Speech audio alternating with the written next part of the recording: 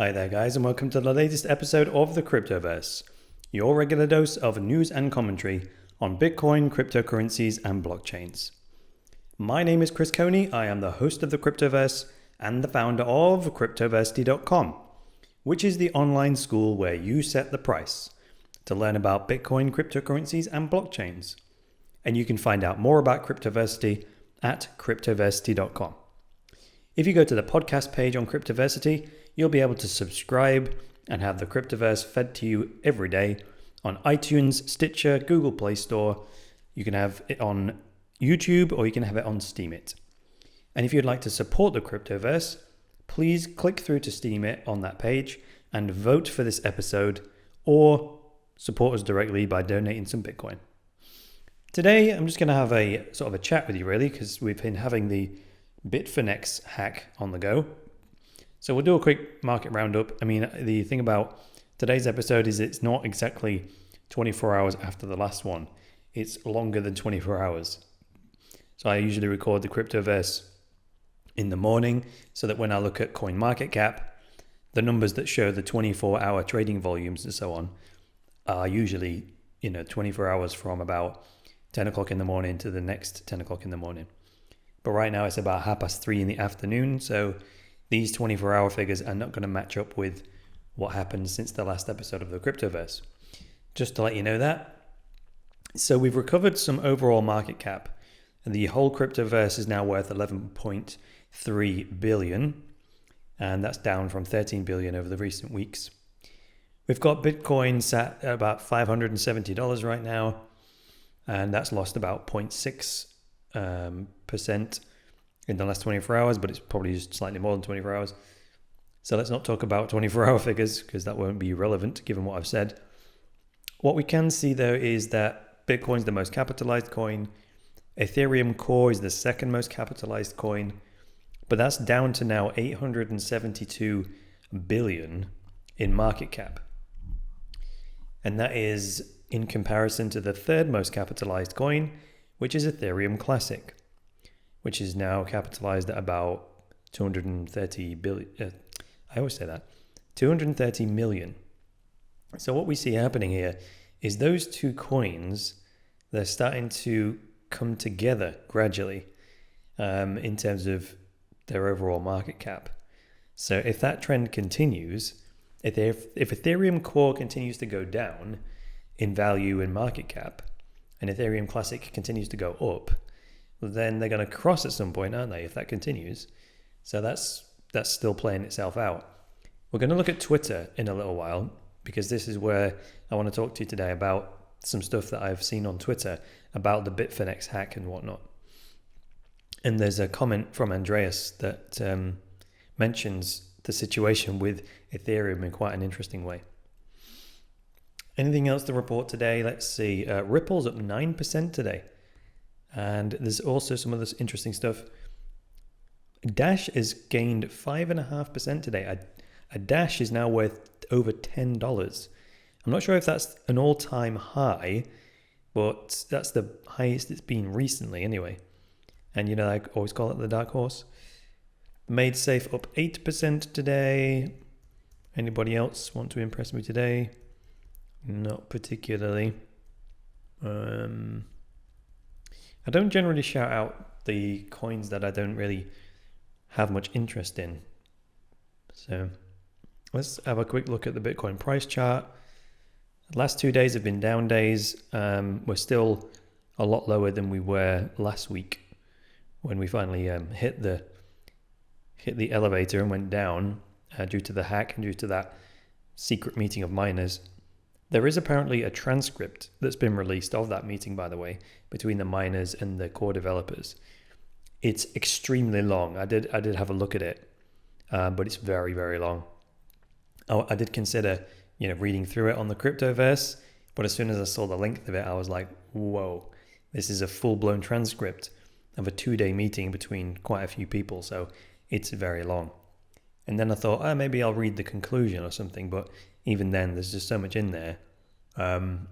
It basically closes with them saying, how do we establish a communication channel so that we can keep these kinds of discussions more regular?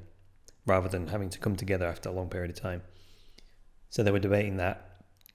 So that would be my advice. If you want to check it out, go look at it and then just read the conclusion, because that's a manageable amount to read, right? All right, let me take a look at Twitter here. Let's do it in this order. Let's look at Twitter. So we've got a tweet that was Andreas Antonopoulos retweeted. No, he didn't retreat. He retweeted. He retweeted this fellow, David Mannheim. And this was from 2 days ago, actually. That was the 3rd of August when this was tweeted, 3 days ago even. And he says, Bitcoin deposits at Bitfinex were not in cold wallets. Why? He said because the CFTC said no.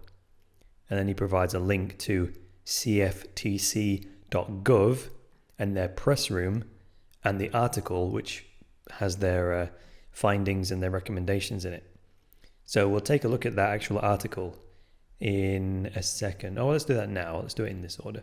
Now I've mentioned it. I've had to zoom this in because the US Commodity Futures Trading Commission website, the text on their website is so tiny.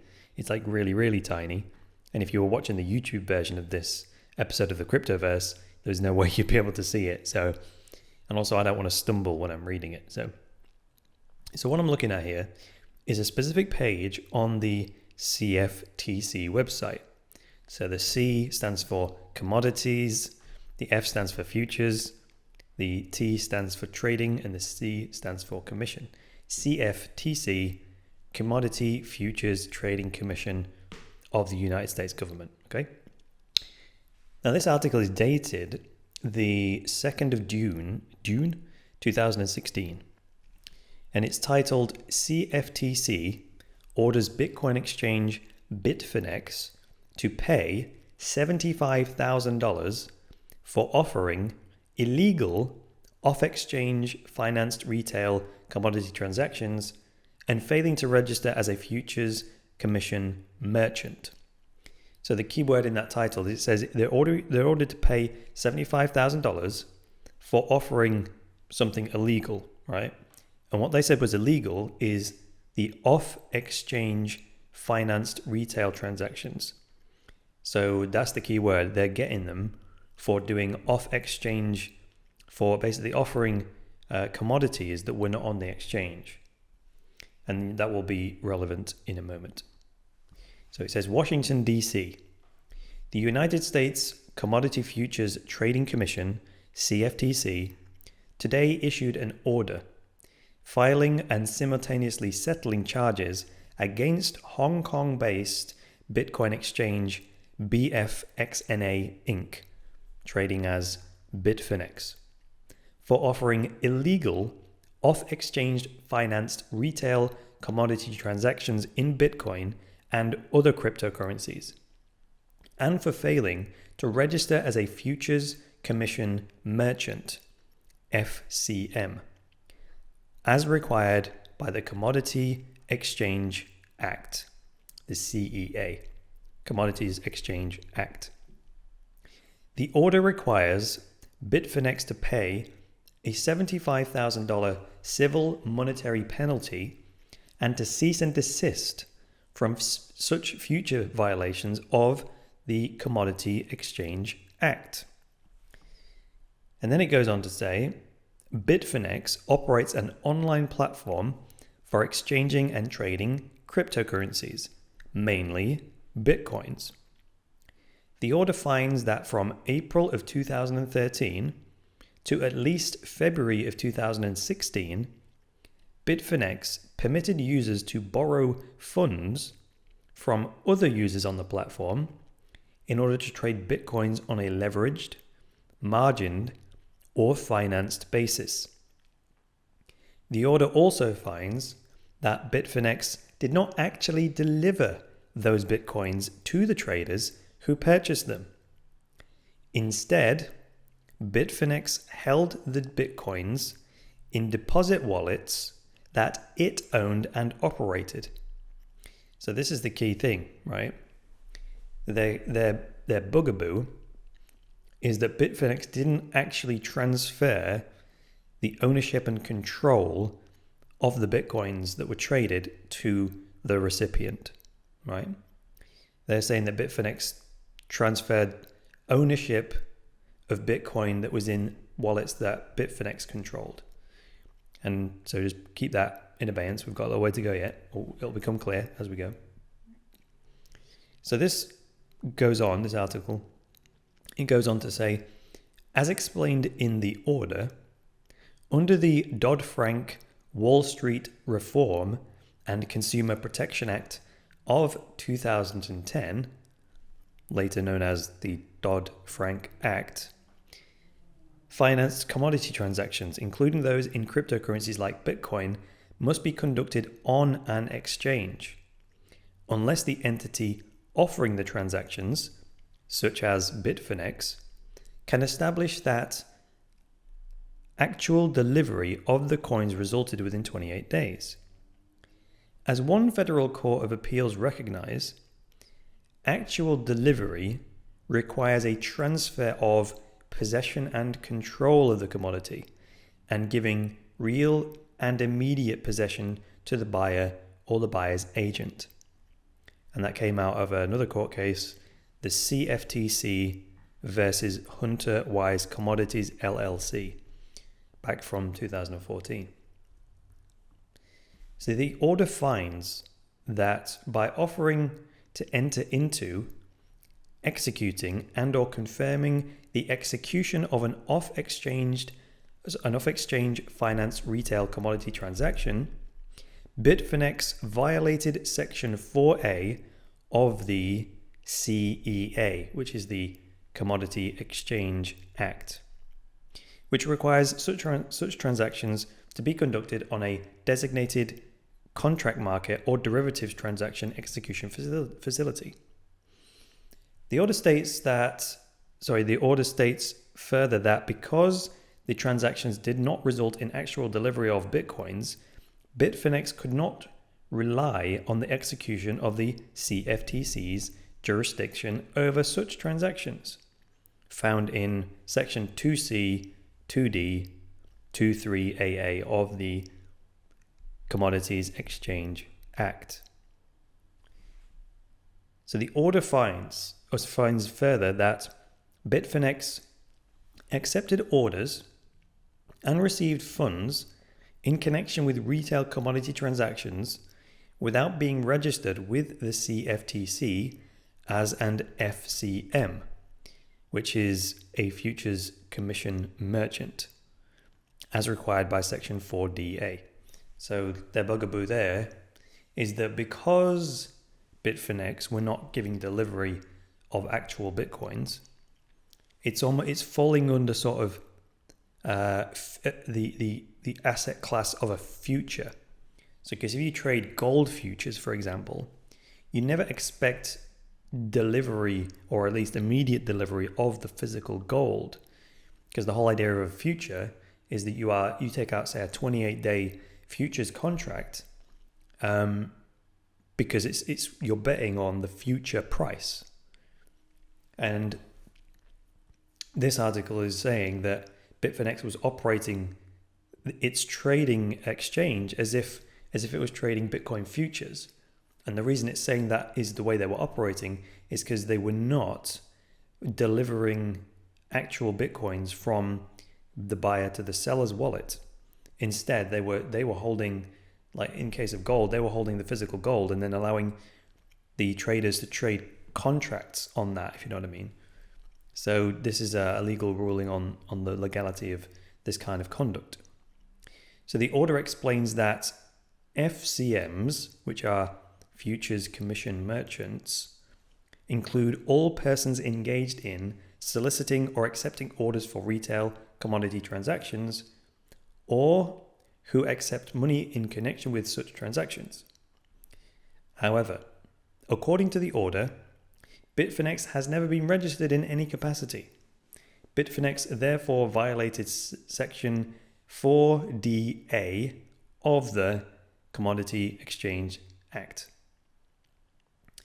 And finally, it says, in the order, the CFTC recognizes Bitfinex's cooperation with the Division of Enforcement's investigation and that Bitfinex voluntarily made a number of changes to its business practices in order to attempt to come into compliance with the CEA, which is the Commodity Exchange Act. CFTC Division of Enforcement staff members responsible for this action are Melissa Carvers, Michael Frisch, Susan Grammond, Scott Williamson, and Rosemary Hollinger. Now for me, the second to last paragraph is an absolute humdinger. Let me just read it one more time to you. It says, in the order, the CFTC recognizes Bitfinex's cooperation with the Division of Enforcement's investigation. So they were cooperative. And here's the absolute humdinger home run. And that Bitfinex voluntarily made a number of changes to its business practices. Ding, ding, ding, ding, ding. Let's just highlight that, shall we? And that Bitfinex voluntarily made a number of changes to its business practices in order to attempt to come into compliance with the CEA. Now, why is that a humdinger? So going back to Twitter, I believe that's what these Twitter users are alluding to. So Andreas retweeted this tweet. I've read it before. Let me now read it again. Now we've been through the article. This fellow says, Bitcoin deposits at Bitfinex were not in a cold wallet. Why? Because the CFTC said no, meaning the CFTC basically said, you're not allowed to do that, right? Now that's not strictly true I'm just questioning that myself now. The article doesn't actually say that. It says, in order to operate like that, you must be registered as a futures exchange. So this is interesting. I'm now having new thoughts about this. I said that second to last paragraph was a humdinger because the changes that Bitfinex voluntarily made to its business in order to come into compliance, it sounds like they stopped using cold wallets, offline storage of Bitcoins, which are, a lot safer than hot wallets. That wasn't the only action they could have taken by the sounds of this, though. Why didn't they, instead of removing the use of cold wallets, which is what it sounds like they did, and that's what allowed the hack to be so devastating or so expensive, why didn't they instead carry on using the more secure methodology of using cold wallets and instead just registered with the CFTC as a futures commission merchant? Because then they could have, by the sounds of this ruling, they could have carried on using those cold wallets legally, right? And now there may be other implications with regards to operating a futures exchange that meant that Bitfinex couldn't do that. But to me, that makes much more sense because it depends what you value. If Bitfinex valued convenience of running their business, then stopping using cold wallets just to please the regulators would be the way to do it. However, if your highest value was protecting customers' funds, then you'd be like, right, we absolutely somehow need to carry on using cold storage. How do we do that? Well, you look at this ruling and you say, okay, the CFTC will allow us to do that if we register as a futures commission merchant. So that's what we need to do, right? So let's go back to Twitter because there's a few more. So Andreas himself, prior to retweeting that, he put a 4-step list. He says, A, the CFTC steps in to, quote, protect consumers. Right, that's what they're about. That's what regulators claim to be doing. And the reason they're regulating these financial institutions is to protect consumers from, fraud or loss of funds. Okay. And then he says B, the exchange dismantles cold storage, which are those business practices we just spoke about. The business practices that Bitfinex changed were the usage of cold storage because the CFTC deemed that to be illegal based on the type of exchange that they were legally saying they were, right? Step 3, the hack happened. And the reason that was more devastating is because there was a lot more Bitcoin accessible on the exchange. So had the cold wallet system carried on, quite a lot of that money that was stolen would be inaccessible to the hackers because it would be in offline cold storage wallets that you couldn't get to through the internet, right? So that wouldn't have meant it prevented the hack, but it would have meant that the amount of money that they could have stolen was significantly reduced, right? And then Andreas says the fourth point is regulators point and say, this is why regulation is needed, which is a paradox, because in this instance, it seems as if it was the pressure from the regulators and them fining Bitfinex for good security practices that caused Bitfinex to stop engaging in good security practices. And that was a fundamental cause of this $60 million being stolen, right? It was an exacerbating factor anyway. The fact that they got their security breached is the actual cause, right? So we're not saying that the CFTC made them change their system to be less secure from a hack. No, I don't think that's the case. But what we're saying is that the consequences are so much more severe because Bitfinex were not allowed to carry on using cold storage. But I stand by my point though. They should have carried on using cold storage, and they should have done whatever was necessary, filled out whatever paperwork was necessary to be legally registered as what the CFTC calls a Futures Commission Merchant, an FCM. I do not know for the life of me why they didn't do that. I mean, to me, that seems like the most logical thing, because I would value the protection of customers' funds above all else, right? So I was going to read another article today, but we're up to the 22-minute mark now, so I don't want to make this episode too long. So let's say that's going to do it for this edition of the Cryptoverse. With me, Chris Coney, I'd like to thank you for listening today. Please go to cryptoversity.com/podcast and subscribe on your favorite channel, whether that be iTunes, Stitcher, Google Play Store, YouTube, or Steemit. And please help to support the Cryptoverse by clicking through to Steemit and voting for this episode on the Steemit network. Or if you'd like to contribute or support us directly, you can do so using the Bitcoin address on the podcast page. Remember to check out the main site, which is cryptoversity.com, the online school where you set the price, to learn about Bitcoin, cryptocurrencies, and blockchains. My name's Chris Coney. I'd like to thank you for listening again, and I will see you tomorrow for the next episode. And until then, it's bye for now.